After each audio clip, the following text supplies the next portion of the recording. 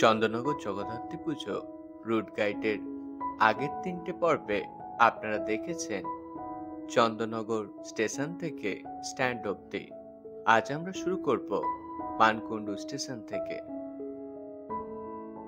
এইদিকে আপনাদের মানকুণ্ডু স্টেশন, সেখান থেকে আপনারা একটু হেঁটে এলে পেয়ে যাবেন আমাদের প্রথম প্যান্ডেল মানকুণ্ডু সর্বজনীন। এই হলো সেই প্যান্ডেল।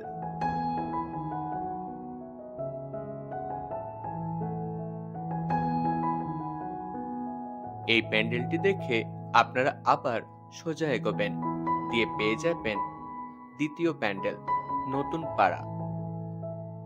এই গলির ভেতরে প্যান্ডেলটি হয়ে থাকে।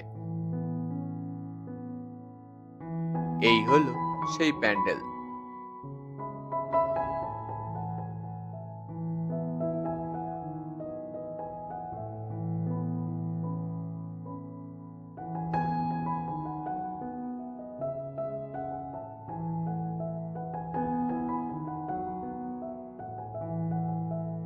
এই গলির উল্টো দিকে আরেকটি গলি আছে, সেখান থেকে একটু ভেতরে গেলে আরেকটি প্যান্ডেল পাবেন কানাইলাল পল্লী। সেটি দেখে আবার এই রাস্তায় ফিরে আসবেন। এই হলো তাদের প্যান্ডেল।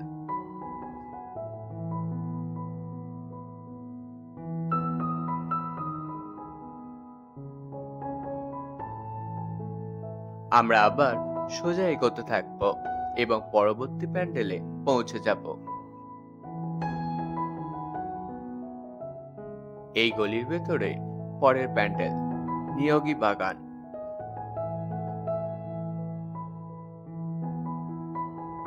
এই সেই প্যান্ডেল। এটি দেখে আবার আমরা সোজা এগোব, দিয়ে এই রাস্তার ভেতরে একটুখানি গিয়ে আপনারা পেয়ে যাবেন বালক সংঘ। এই হলো তাদের প্যান্ডেল। দিয়ে আবার মেন রোডে ফিরে এসে সোজা এগোতে থাকবেন, দিয়ে একটা ছোট রাস্তার উপর প্যান্ডেল পাবেন। সেটি ক্রস করে আরেকটু গেলেই আমাদের আরেকটি প্যান্ডেল সার্কাস মাঠ। এই প্যান্ডেলটি দেখে আপনারা সোজা এগোলে 4 মাথা মোড় পাবেন। সেখান থেকে সোজা গেলে তেমাথার প্যান্ডেল অর্থাৎ রানীমা। এই পর্বের এই প্যান্ডেলটি শেষ প্যান্ডেল। এতটা পথ কভার করতে আপনাদের 2-3 ঘন্টা লেগেই যাবে, তাই একদিনে পায়ে হেঁটে এইটুকুই থাক।